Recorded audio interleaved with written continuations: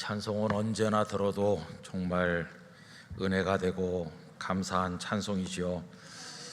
나중에 우리는 다 주님의 나라에 가게 될 것입니다. 그런데 그것이 나중 일로만 남아있는 것은 아닙니다. 지금 이 세상에 사는 동안에도 우리 주님을 모신 곳이라면 초막이든 궁궐이든 그 어디나 하나님의 나라가 되는 줄로 믿습니다. 오늘 여기 이 자리에도 우리만 있는 것이 아니라 주께서 우리와 함께 하시는 줄로 믿습니다. 2부 예배 함께 하시는 영락교회 성도 한 분 한 분에게 하나님의 큰 은혜와 평강을 주시기를 진심으로 기원합니다. 제가 영락교회에 와서 잘 이해를 못했던 것 중에 하나는 간증주의를 한다는 것이었습니다. 아니, 이 많은 성도가 어떻게 간증을 하나, 한 사람이 1분씩 하나, 어떻게, 아니면 외부에서 간증 강사를 초청하나, 그런 생각을 했는데 와서 보니까 그게 아니고 성도들이 총동원돼 가지고 안 오시던 분도 다 오고 나 그동안 주의 은혜로 잘 지냈어요, 이게 간증이라는 걸 알게 됐습니다. 다음 주일이 바로 그날입니다. 그런데 간증주의라고 하니까 잘 이해가 안 돼서 우리가 좀 만나는 날로 이렇게, 코로나 때문에 집에 계신 분들이 많으시잖아요. 나는 초지일관 TV에서 목사님의 눈썹까지 자세히 보면서 집에서 버티겠다, 그런 분도 계시는 줄 아는데 다음 주에는 다 오셔야 되는 거예요. 다 오셔서 예전처럼 우리 앉읍시다, 여러분. 예전처럼 앉아서 하나님 앞에 예배하고 우리들의 예배가 더 힘을 얻게 되기를 간절히 기원합니다. 기도 생활 잘하고 계십니까? 우리 성도에게 있어서 기도라고 하는 것은 너무도 소중하지요. 우리에게 있어서 기도가 뭔가라고 할 때 다양한 이야기가 있습니다. 어떤 분은 우리가 원하는 것을 하나님께 구하는 것이 기도다 말씀을 합니다. 또 어떤 분은 그건 너무 좀 어린애 같지 않냐, 맨날 쪼르기만 하고 주세요 주세요만 하는 건 유치하니까 조금 수준을 높여서 말을 해야 된다, 기도는 하나님과 교제하고 대화하는 거다, 이렇게 말씀하는 분도 있어요. 여러분, 하나님과 기도를 통해서 깊은 교제를 나누시기를 축복합니다. 근데 어떤 분은 그보다 더 깊은 것이다, 대화는 하지 않는다고 해서 당장 죽는 건 아니지만은 하지 않으면 금방 죽는 일이 있다. 그게 뭐냐 하면 숨 쉬는 거죠. 숨을 안 쉬면 이건 죽는 거죠. 그래서 기도는 성도에게 있어서 영혼의 호흡과 같아서 하지 않는 순간 죽게 되는 거다, 이런 식으로 표현하는 분들도 계십니다. 다 맞는 것이죠. 하나님 앞에 구하는 거, 하나님과 교제하고 대화하는 거, 또 성도의 영적 호흡, 다 맞는 말입니다. 어떻게 표현하든지 간에 중요한 것은 기도하는 성도가 되는 것이고 하나님의 뜻을 따라 기도하는 것입니다. 영락교회가 기도하는 교회가 되기를 원합니다. 영락교회 성도들께서 다 각자의 위치에서 기도하는 성도로 하나님의 은혜를 얻으시기를 축복합니다. 그래서 우리는 기도에 좀 익숙한 사람이 되어야 됩니다. 그런데 교회 처음 오셔서 한 번도 기도를 안 해본 분은 좀 어렵겠죠. 기도가 아주 낯설고 말씀은 잘하는데 기도만 하려고 그러면 입이 잘 안 떨어지는 분들이 계실 거예요. 전에도 말씀드린 기억이 있습니다만은 오래전에 제가 일하던 어떤 교회에 누구라고 하면 성도님들이 다 아실 만큼 우리나라에서 말 잘하기로 소문난 유명한 분이 오셔서 집사가 됐습니다. 그 부인 되시는 분은 권사님으로 오랫동안 믿었는데 이분은 늦게 오셔서 이제 집사가 됐어요. 그래가지고 차례차례 이제 기도 순서가 돌아오는데 이제 주일 저녁 예배 기도 순서가 다가온 겁니다. 아마 그날 저녁에 그분이 드린 기도는 평생 잊을 수 없을 것 같아요. 그분은 이렇게 기도하였습니다. 하나님, 얼마 전에 담당 목사님께서 제 기도 차례가 다가오고 있다고 알려줬습니다. 그래서 갑자기 입맛도 없어지고 잠도 오지 않아서 제가 부탁했습니다. 좀 빼줄 수 없느냐고. 그래도 안 된다고 하면서 날짜를 정해 주셨습니다. 얼마나 고민이 되는지. 제가 평생 말로 밥 먹고 살았지만 기도한다고 그러니까 입이 얼어붙어서 아무것도 안 되는데, 그래서 할 수 없이 아내에게 자존심 다 내려놓고 기도문 한 장 써줘 이렇게 말했는데, 그 여자가 쌀쌀맞게 말하면서 당신이 극복해야 될, 한 번은 넘어서야 될 과제예요 이러면서 안 써줬습니다. 그래서 제가 깊이 고민하면서 저 혼자 기도문을 적어서 지금 주머니에 넣어가지고 있습니다. 그런데 막상 꺼내서 보고 하려니까 자존심도 상하는 것 같고, 그래서 지금 안 보고 그냥 하고 있는 중입니다. 그런데 생각보다 말이 잘 나오네요. 그날 성도들이 웃음을 참느라고 구석에서 웃는 분도 있고, 그러면 예배를 위해서 기도를 하면 이 예배를 하나님 받으시고 뭐 찬양대원을 위해, 설교자를 위해 이렇게 기도를 해야 될 텐데 그런 기도는 한마디도 안 하고 생각보다 잘 나오네요 그러고는 예수님의 이름으로 기도합니다. 그래서 오랫동안 화제거리가 됐어요.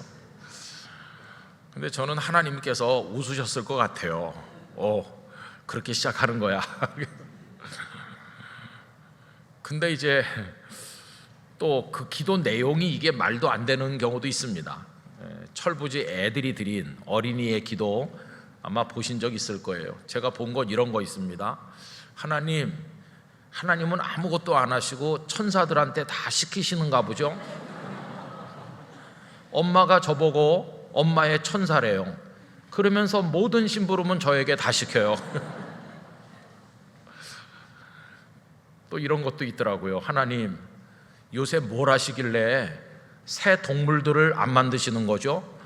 지금 있는 건 다 너무 오래된 것들만 있어요. 그러면서 동물들을 더 많이 창조해 달라고. 그거 읽으면은 우리도 웃음이 나오잖아요. 그래서 하나님도 웃으실 거다. 여러분, 그 꼬마들의 기도가 어떻습니까? 말도 안 되는 기도인데 최소한 하나님을 웃게 해드릴 것 같아요. 그죠? 하나님을 웃으시게 해드린다고. 그런데 우리 기도는 어떨까요? 우리 기도 오래 믿고 입만 열면 절잘 기도 잘한다고 하는 우리 기도는 어떨까요? 하나님을 웃으시게 해드릴까요? 아마 많은 경우에 우리가 기도하고 나면 하나님께서 화가 나시거나 얼굴이 찌푸려지실 것 같아요. 그걸 보여주는 대표적인 얘기가 오늘 본문에 나와 있습니다. 여러분, 오늘 본문 얘기는 마태복음을 오늘 읽었는데 마가복음에도 나옵니다.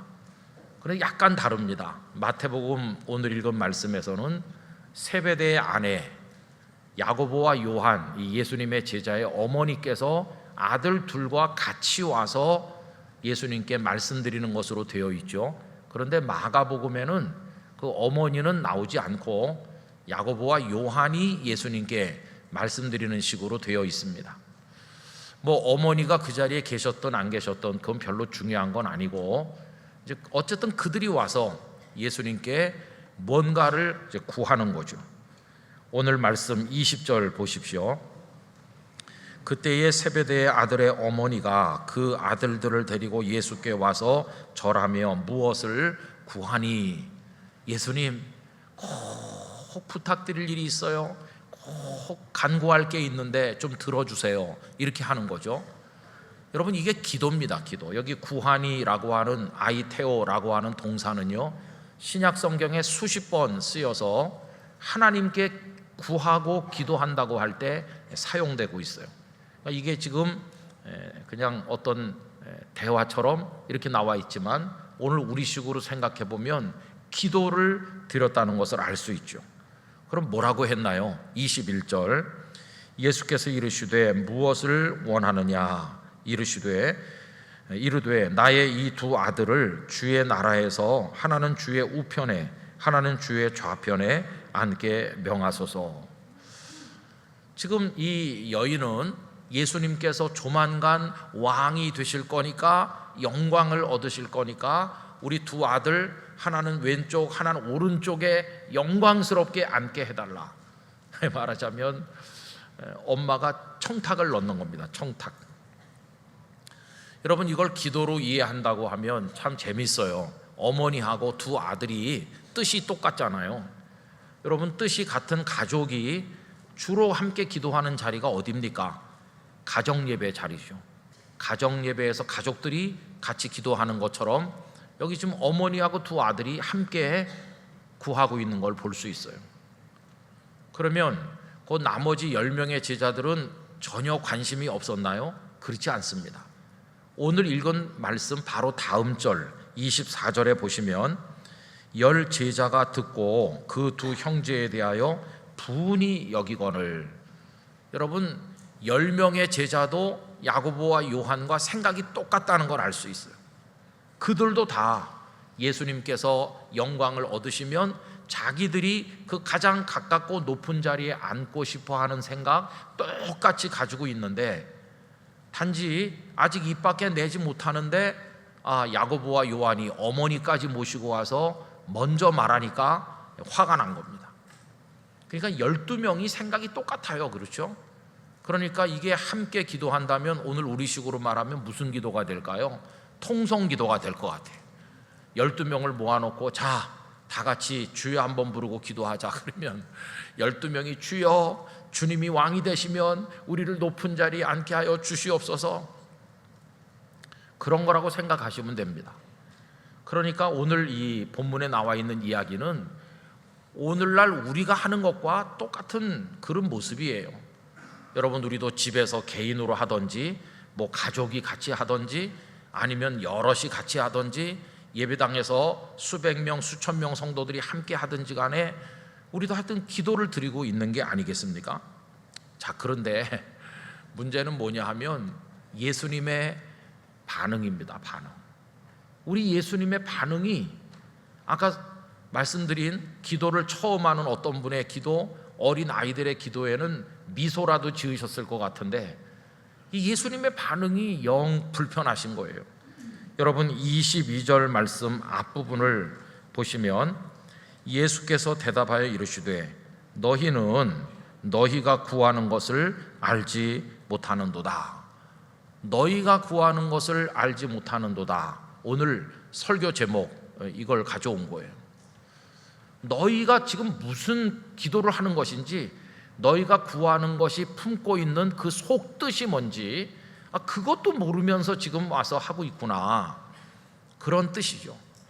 이걸 공동번역 성경으로 읽어보면 이렇게 되어 있습니다. 너희가 청하는 것이 뭔지나 알고 있느냐, 그런 번역을 하고 있어요. 뭔가 말을 자꾸 해요. 하긴 하는데 그 뜻도 모르면서 하는 거죠. 마치 술에 만취한 사람이 하는 말처럼 그렇다는 것이. 여러분, 사실 그 여인이 아들 둘과 함께 예수님 앞에 오는 거는 쉬운 일은 아니었을 거라고 생각합니다. 왜 그러냐 하면 좀 하고 싶은 얘기가 얼굴이 뜨거운 얘기잖아요. 나머지 제자들도 다 보고 있는 앞에서 우리 두 아들을 오른쪽 왼쪽에 앉게 해달라, 이거 너무 속보이는 얘기를 하려고 그러니까 얼마나 망설였겠습니까? 말씀을 드릴까? 말씀을 드리지 말을까? 아마 많이 고민하고 망설였을 것 같아요. 그래도 와서 지금 이야기를 말씀드린 이유는 뭐냐 하면 엄마들은 용감하니까 자녀를 위해서라면 눈 딱 감고 뭐 욕을 먹더라도 내가 가서 한번 해보지, 아마 그런 심정으로 어렵게 왔을 것 같아요. 그러면 예수님께서 그래도 자식 생각하는 마음이 훌륭하구나, 이렇게 좀 따뜻하게 말씀해 주면 좋을 텐데 지금 무슨 뜻의 말을 하는지나 알고나 있느냐, 이렇게 하시니까 이들이 얼마나 충격을 받았겠어요. 여러분, 오늘 이 말씀은 여러 수백 번 읽으셨을 겁니다. 저도 마찬가지고요. 그런데 얼마 전에 이 말씀을 읽으면서 아주 심각한 생각이 들었어요. 왜 그러냐 하면요, 우리 다 기도한다고 하는데 그게 기도가 아닐 수도 있겠구나 하는 생각이 드니까 심각해졌어요. 성도 여러분, 우리는 어떻게 말합니까? 기도를 많이 해서 분량을 채워야 된다, 기도를 열심히 해야 된다, 뜨겁게 해야 된다, 간절하게 해야 된다, 부르짖어야 된다. 우리 그렇게 많이 하잖아요. 그런데 아무리 크게, 아무리 부르짖어, 아무리 많이, 아무리 간절하게, 아무리 열정적으로 기도를 해도 기도가 아닐 수도 있다는 거예요. 그거는 그냥 하는 거지. 주님은 무슨 말인지도 모르면서 지금 뭐 하고 있어? 집어치워. 이러실 수도 있다고 생각하니까 갑자기 기도하기가 두려워지는 생각이 들었어요. 아, 입 밖에 낸다고 다 기도인 건 아니구나. 내가 기도할 수 있을까? 주님이 미소 짓는 기도를 드릴 수 있을까? 여러분, 그렇다고 한다면 도대체 이들에게 뭐가 문제길래 이 기도가 이렇게 된 것일까요? 우선 우리가 이야기할 수 있는 건 뭐냐 하면 이들이 영적인 원리를 전혀 모르면서 하기 때문에 문제가 된 겁니다. 영적 원리를 몰라요. 이분들이 구한 게 뭡니까? 오른쪽 왼쪽에 앉게 해달라는 거죠. 한마디로 말하면 높은 자리에 예수님과 함께 앉아서 영광을 얻게 해 주십시오, 이거 아닙니까? 그런데 그 속에 원리가 있잖아요. 그 원리는 뭐냐 하면 영광을 얻길 원한다면 그 전에 고난이 있어야 된다고 하는 게 원리입니다. 고난 없는 영광은 없다, 이겁니다. 예수님께서 영광스럽게 부활하셨는데 부활 전에 십자가의 죽음이라고 하는 고난이 있잖아요. 그런데 지금 이들은 그 원리를 모르니까 그냥 고난 없는 영광을 구하고 있잖아요. 그래서 예수님께서는 답답하셔서 너희가 구하는 게 뭔지도 모르면서 구하는구나, 이렇게 말씀을 하신 거죠. 그래서 그들이 모르고 있는 것을 깨우쳐 주십니다. 그게 22절 후반부 말씀인데 질문을 한 가지 하시잖아요. 내가 마시려는 잔을 너희가 마실 수 있느냐, 이렇게 물어보시죠. 여러분, 여기 잔이라고 표현한 것은 고난의 잔, 십자가를 말하는 것입니다. 그래서 이걸 풀어서 얘기하면 이런 뜻이 되는 거죠. 지금 너희가 와서 높은 자리에 영광을 얻게 해달라고 말하는데 그 속에 담긴 뜻이 뭔지 알고는 있니? 고난 없는 영광은 없는 거다. 너희가 정말 영광 얻기를 원한다면 고난을 먼저 받아야 되는 거야. 그러니까 지금 너희들이 영광을 구한다는 건 바꿔 말하면 이렇게 기도하는 것과 같아. 주님, 고난 받게 해주세요. 주님, 저도 죽게 해주세요. 십자가 지게 해주세요. 지금 너희가 구하는 건 그런 뜻이야. 영광을 구하는 것 속에는 고난 받게 해주세요, 죽게 해주세요, 그런 뜻이 같이 들어있는 건데 그거 아니? 그거 모르고 온 거야? 그것도 모르면서 구하는 거야? 내가 마시려는 잔은 다른 게 아니라 그 죽음의 잔을 말하는 거야. 너희도 그거 마실 수 있어? 준비가 됐어? 이렇게 예수님께서 그들에게 말씀하신 것이죠. 여러분, 고난 없는 영광은 없다고 하는 이 영적인 원리를 전혀 모르고 구하니까 그게 잘못된 기도가 된 것이. 여러분, 이 원리는 영적인 원리일 뿐만 아니라 자연 만물 속에 이 세상에 살아가는 원리 속에 하나님은 다 심어 두셨습니다. 여러분, 자연의 원리도 보세요.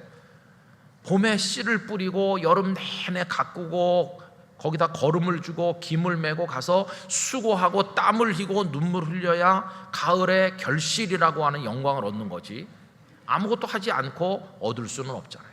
이게 자연 속에도 하나님은 이런 원리를 심어두시지 않았습니까? 눈물의 수고가 있어야 기쁨의 결실이 있는 것입니다. 눈물로 씨를 뿌리는 자가 기쁨으로 단을 거두리로다. 이게 원리잖아요, 원리. 여러분, 우리 사회의 문제가 뭡니까?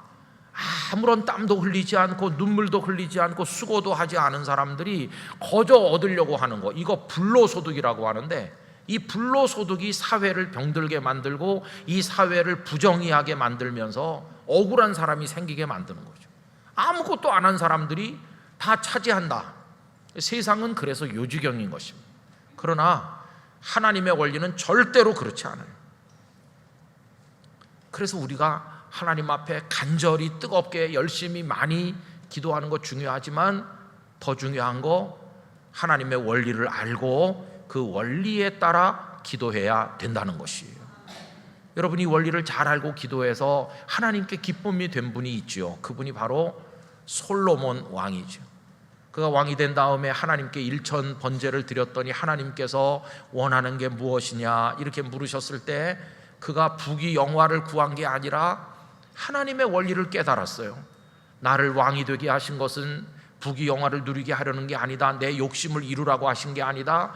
나를 높이 세우신 것은 백성을 섬기고 백성을 보살피라고 하는 사명이 그 속에 있는 거다. 이 원리를 깨달았어요. 그러면 내가 사명을 잘 감당할 수 있도록 구해야 되겠구나. 그래서 지혜, 듣는 마음을 달라고 기도했더니 하나님께서 기뻐하시면서 구하지 않은 것까지 솔로몬에게 주시지 않았습니까? 여러분 열왕기상 3장 9절 이하를 제가 읽어드리겠습니다. 이제 솔로몬이 이렇게 기도하죠. 누가 주의 이 많은 백성을 재판할 수 있사오리이까? 듣는 마음을 종에게 주사 주의 백성을 재판하여 선악을 분별하게 하옵소서. 그랬더니 10절 솔로몬이 이것을 구하매 그 말씀이 그 기도가 주의 마음에 든지라. 우리 성도님들의 기도가 하나님의 마음에 들게 되시기를 축복합니다. 그래서 하나님께서 말씀하시죠. 11절 이에 하나님이 그에게 이르시되 네가 이것을 구하도다. 자기를 위하여 장수하기를 구하지 아니하며 부도 구하지 아니하며 자기 원수의 생명을 멸하기도 구하지 아니하고 오직 송사를 듣고 분별하는 지혜를 구하였으니 내가 네 말대로 하여 네게 지혜롭고 총명한 마음을 주노니 네 앞에도 너와 같은 자가 없었거니와 네 뒤에도 너와 같은 자가 일어남이 없으리라. 구하는 거 주시고 그 다음에 13절은 구하지 않은 것까지 주신다. 내가 또 네가 구하지 아니한 부귀와 영광도 네게 주노니 네 평생의 왕들 중에 너와 같은 자가 없을 것이라. 여러분 영적 원리에 따라 기도하시기를 바랍니다. 그냥 내 생각을 쏟아놓는 게 아니라 하나님의 원리, 우리가 하나님을 믿는 원리가 뭘까? 성경이 가르치는 원리를 딱 붙들고 그거에 따라 기도하는 거죠. 여러분 솔로몬이 깨달았던 것은 하나님께서 어떤 사람을 높은 자리에 앉히시고 그를 존귀케 하시는 건 그의 욕심, 그의 부귀 영화를 위해서가 아니라 그로 하여금 백성을 사랑하고 섬기고 다른 사람을 돕는 사명을 감당하게 하기 위해서 세우시는 것이니까 그 사람이 드릴 기도가 있다면 잘 겸손히 섬기게 해 주십시오. 그거 아니겠어요? 솔로몬은 그 원리를 알고 기도해서 하나님의 복을 받게 된 것이었어요. 그래서 여러분 기도하기 전에 먼저 하나님, 제가 어떤 문제를 마음에 품고 있는데 이 문제와 관련해서 말씀에 나타난 영적 원리가 무엇입니까? 그걸 하나님 앞에 구하면서 그 원리에 따라서 하나님 앞에 기도해야만 될 것입니다. 자, 이들이 이제 그런 걸 모르고 하다 보니까 그 다음 얘기는 뭐냐면 결국은 주님의 마음과 이게 빗나가는 것이, 주님의 마음은 여기 있는데 이들의 마음은 엉뚱한 데 있는 거죠. 여러분 오늘 말씀 18절 19절을 보시기 바랍니다. 예수님께서 하시는 말씀이죠. 보라 우리가 예루살렘으로 올라가노니 인자가 대제사장들과 서기관들에게 넘겨짐에 그들이 죽이기로 결의하고 이방인들에게 넘겨주어 그를 조롱하며 채찍질하며 십자가에 못 박게 될 것이나 제3일에 살아나리라. 예수님께서 당신께서 죽으실 것을 말씀하시는 것이죠. 그런데 여러분 이 말씀을 하실 때 예수님의 마음이 어땠겠어요? 나 이제 곧 예루살렘에서 죽는다. 너희들 잘 알아둬라. 내가 이것을 위해 이 땅에 왔다 하시는 거잖아요. 근데 지금 예수님은 이걸 처음 말씀하는 게 아닙니다. 그 앞에 벌써 2번 말씀하셨고 여기 오늘 본문은 3번째 말씀하는 거예요. 처음 말씀할 때는 건성으로 잘못 들어서 마음에 못 깨달을 수도 있겠죠. 그런데 1번, 2번도 아니고 3번이나 그것도 당신의 죽음을 말씀하시면 제자들이 심각해져야 되는 거 아닙니까? 아니 주님이 죽으신다고 하는데 거기에 골똘해야 될 거 아니겠어요? 그런데 지금 예수님께서 그 말씀을 하신데도 불구하고 이들은 와가지고 출세할 생각만 하고 있는 거예요. 주님은 죽으러 가시고 이 사람들은 영광받을 생각만 하고 마음이 완전히 다르구나. 이게 얼마나 참 마음이 우리 아픈 그런 생각입니까? 여러분, 우리가 하나님을 믿고 신앙생활하는데 신앙이 뭘까요? 신앙생활은 하나님께 가까이 가는 것입니다. 하나님께 우리를 맞추는 것입니다. 하나님께서 높은 보좌 위에서 독생자 예수님을 우리 사람들에게 맞추기 위해서 우리에게 보내주셨어요. 사람의 몸을 입고 우리 옆에 오신 것 자체가 그분이 우리에게 맞추신 것입니다. 내가 너희 수준으로, 너희 눈높이로 내려가 줄게. 우리 수준으로 사람 몸을 입고 오신 게 큰 은혜입니다. 이제 그 다음에 우리가 그분께 맞출 차례예요. 주님의 마음에 내 마음을 맞추고 주님이 원하시는 것에 내 소망을 맞춰서 이게 접근이 돼야 되는 것, 그 과정이 신앙생활인 것인데 딴소리 지금 하고 있잖아요. 여러분, 예수님은 그럴 때 참 섭섭해하는 거죠. 너희가 어떻게 내 마음을 그렇게 몰라? 우리 영락교회 성도 여러분, 주님의 마음 아시나요? 주님의 뜻을 아시나요? 이게 안 되면은 우리 다 헛수고하고 있는 겁니다. 주님이 섭섭해하신 얘기, 어느 날 예루살렘에서 바리새인들하고 서기관들이 왔어요. 그리고 예수님께 시비를 거는 거예요. 아니, 당신 제자들은 왜 음식 먹을 때 손을 안 씻어? 이렇게. 자기들은 손을 씻거든요. 그럼 여러분, 우리가 음식 먹을 때 손 씻는 거 좋은 거죠. 아, 바리새인들이 훌륭하구나. 제자들은 왜 안 씻었을까? 이렇게 생각하지만 이게 위생적으로 깨끗하려고 씻는 게 아니에요. 그냥 종교적 전통에 따라서 조금 담긴 접시물에다 손가락만 이렇게 댔다가 끝나는 거예요. 그게 무슨 깨끗해 씻기를 하는 것입니까? 하나님 앞에 마음을 깨끗하게 하는 겁니까? 그냥 너무나 의례적인 종교적 행위에 불과한데 자기들은 그걸 잘하고 있으니까 훌륭하고 제자들은 왜 그걸 안 하느냐, 이렇게 시비를 거는 거예요. 그때 예수님 하신 말씀이 사람이 바깥에서 먹는 게 더럽게 만드는 게 아니라 속에서 나오는 게 더럽게 하는 거다 하시면서 사사건건 하나님의 마음과 동떨어져 있는 그들을 향해 섭섭함을 나타내셨어요. 그 섭섭함이 마태복음 15장 8절에 이렇게 나옵니다. 이 백성이 입술로는 나를 공경하되, 입술로야 뭐 얼마나 하나님을 높여요. 입술로는 나를 공경하되 마음은 내게서 멀도다. 그래서 다 헛수고하는 거죠. 어제 설교 원고를 다 보내드리고 저녁 내내 이렇게 생각을 해요. 아, 입술로는 하나님을 공경하고 그게 내 얘기 같다, 우리 얘기다. 내일 이제 주일이 되면 전국 각지에 있는 도시에, 농촌에, 뭐 큰 교회 작은 교회 할 거 없이 다 모여가지고 우리가 예배하겠지, 찬송하겠지, 기도하겠지, 목사들은 설교하겠지, 그리고 우리가 하나님을 공경합니다. 내일이면 수만 개 교회들이 다 그거 하겠지. 그런데 마음은 내게서 멀도다, 이렇게 하신다고 하면 우리가 이제 할 게 그게 무슨 의미가 있나? 여러분, 오늘 우리 지금 예배하고 있습니다. 영락교회도 막 부서에서 다 예배하고 오늘 찬양 예배까지 여러 번 우리 교회에서 예배가 올려질 텐데 영락교회 성도들의 예배하는 그 모습이 하나님 내려다보실 때 마음은 멀구나 이러실 건가? 아니면 우리 마음이 지금 하나님께로 이렇게 초점이 맞춰지고 있는 건가? 그게 얼마나 중요한 문제인가를 알게 돼요. 여러분, 늘 우리 자신에게 질문하기를 원합니다. 나 지금 주님께 맞추고 있는 거 맞나? 주님의 마음에 내 마음을 맞추고 주님의 뜻하신 것에 내 뜻을 순종하게 해서, 그래서 주님께로 가까이, 주님께로 가까이. 처음에는 잘 몰라서 뭐 멀리 있었다 하더라도 예수님을 몇십 년 믿고 나면 주님과 이렇게 가까이 모아가야 되지 않겠어요? 주님께로 가까이 정확하게 초점을 맞추고 또 맞추다가 마지막에 천국에 가면 주님의 품에 안길 줄로 믿습니다. 그렇게 맞춰 나가는 거죠.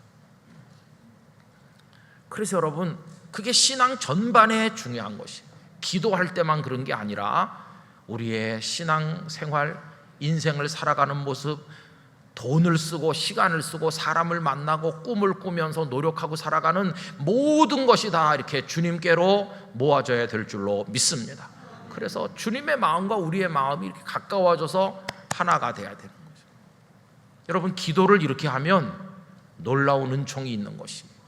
우리가 9월에 암송 9절로 외우는 거, 요한일서 5장 14절, 그를 향하여, 하나님을 향하여 우리가 가진 바 담대함이 있어요. 하나님 앞에 나갈 때 두려워하지 않고 담대하게 나갈 수 있는 게 있는데, 우리가 뭘 가지고 담대하게 나가느냐, 그 다음 구절이 뭡니까? 그의 뜻대로, 주님의 뜻, 하나님의 뜻대로 무엇을 구하면 어떻게 하신다고요? 들으십니다. 거기서 핵심은 그의 뜻대로입니다. 주님의 마음에 내 마음을 맞춰서, 주님이 원하시는 것에 나의 소원을 맞춰서 구하면 들어주신다. 그래서 오늘 진정한 그리스도인으로 우리가 기도를 하든 예배를 하든 인생을 살든 온전한 성도가 되기 위해서 한 가지 결심을 우리 모두가 하기를 원합니다. 내 생각대로 나를 기쁘게 하기 위해 내 기준으로 하지 않고, 예배를 하든지 뭘 하든지 나는 주님의 뜻에 맞추도록 하겠습니다. 주님의 마음에 맞추도록 하겠습니다. 그래서 이걸 위해서 성경 말씀을 한 군데 읽어드리고 마무리하려고 합니다. 갈라디아 1장 10절 말씀, 제가 이걸 사도 바울의 고백이신데 쉬운 성경으로 읽어드리도록 하겠습니다. 내가 사람의 마음에 들게 하려는 것처럼 보입니까? 그렇지 않습니다. 나는 오직 하나님의 마음을 기쁘시게 하려는 것뿐입니다. 내가 사람을 기쁘게 하려고 한다면 나는 그리스도의 종이라고 할 수 없습니다.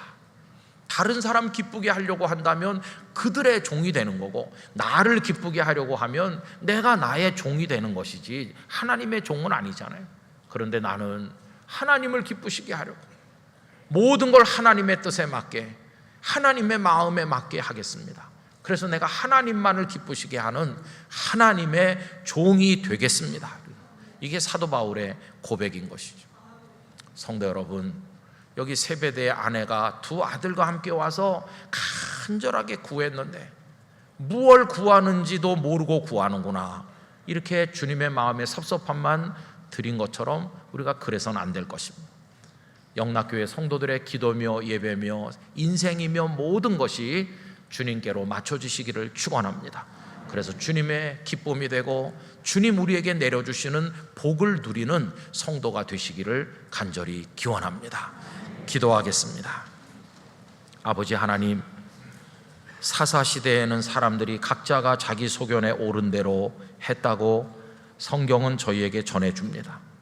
저희들이 기도한다고 하지만 저희 생각을 늘어놓을 뿐이고 주님의 뜻에 아랑곳 없이 할 뿐입니다. 저희의 어리석음을 용서하시고 저희의 예배며 기도며 인생살이 모든 것이 주님의 마음에 연결되게 하여 주시옵시고, 내가 좋은 것을 구하였구나, 구하지 않은 것까지라도 더하리라 말씀하시는 복을 누리게 하여 주시옵소서. 평생을 주님의 뜻을 구하며 살아가는 영락교회 성도들 되게 하여 주시옵소서. 예수님의 이름으로 기도하옵나이다. 아멘.